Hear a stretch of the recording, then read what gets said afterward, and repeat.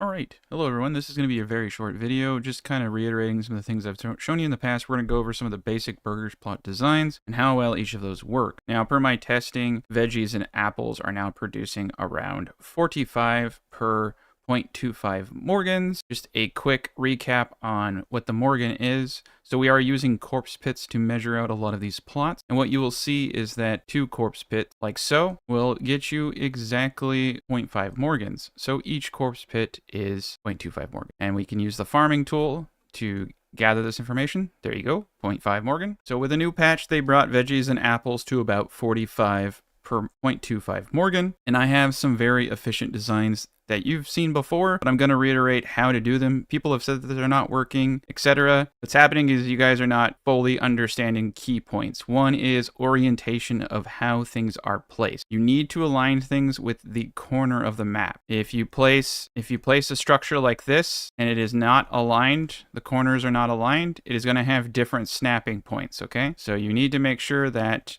your points are like so. Each corner going to the corner of the map. There is a weird kind of grid-like system in this game. So that is the key concept when making burgage plots if you want them to have really good snapping points. You can get almost any kind of building to work. You can get really weird and long, wonky plots to work as long as you do it this way. This is the house. This is a very extreme example. And the second key concept is you want to have a small housing footprint. You need to pick a corner or end in a corner. What I mean by that is you need to go like this to this, keep this short. This defines where the house is placed. So the wider it is, the wider the area where the house can be placed. So the shorter it is, the more compact design you're going to have to be. And second, you want to be able to get your points up, and you will use your fourth point to rotate the housing. So you can see that the backyard extension is very large in this example, and I am able to get quite a small footprint for the house and a large area for growing vegetables or apples.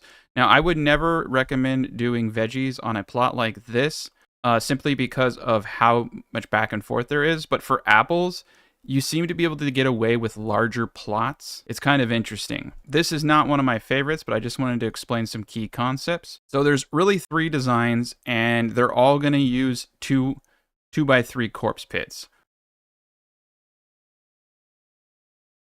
So the first one is my favorite. This is called the bender. It is very practical, very easy to do, to net you 135 apples or veggies per, which would be 270 per year for just one of the 1.5 Morgans in total. So what you do is you surround it like this, and then you remove 3 of the corpse pits in an L shape like so.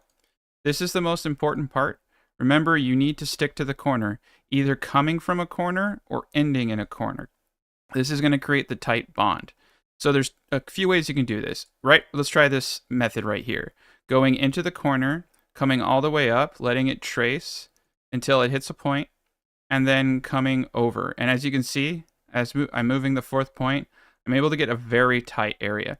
Now remember that they will have to come from the house out to the field. This is going to be amazing at tier 3 because you'll have this house being able to gather and this house being able to gather. And the families actually will split between the 2 houses at tier 3 and take one side each. This is going to net you an insane efficient farming, and they're going to get through it real quick. That's why I like this. So that's that bender, and the same thing over here into the corner, come all the way around here and right there. So you can see right here, I have to lose a little bit of the side, but I'm able to get a really sharp corner. That's much better when you look at the fact that I'm gaining room, but if I play with the 4th point even more, I was able to finagle it there.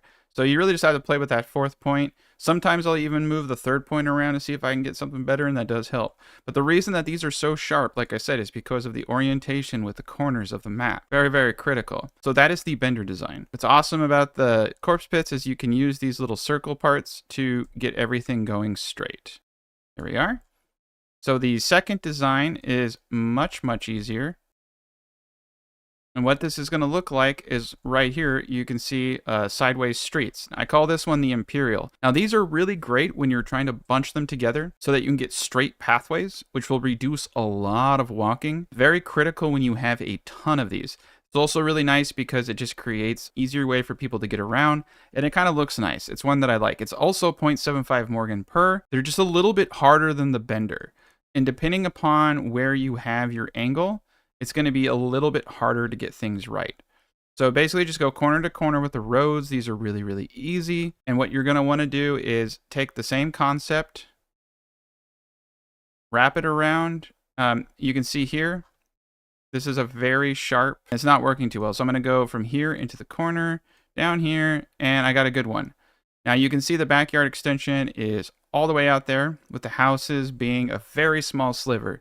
Now, unfortunately, this one isn't working as well, and that does happen.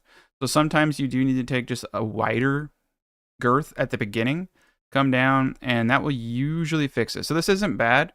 I have to lose the tip, but to be honest, the tip was all housing anyway. So why not, right? Sometimes it's going to work a little bit easier than others. So we saw that this one has a little bit of a more width needed, and boom. See, sometimes it's a little bit better. Depends on if you get the angling right. But the big kicker is make sure the backyard extension is here and not here, because that sometimes does happen. So that one's easy.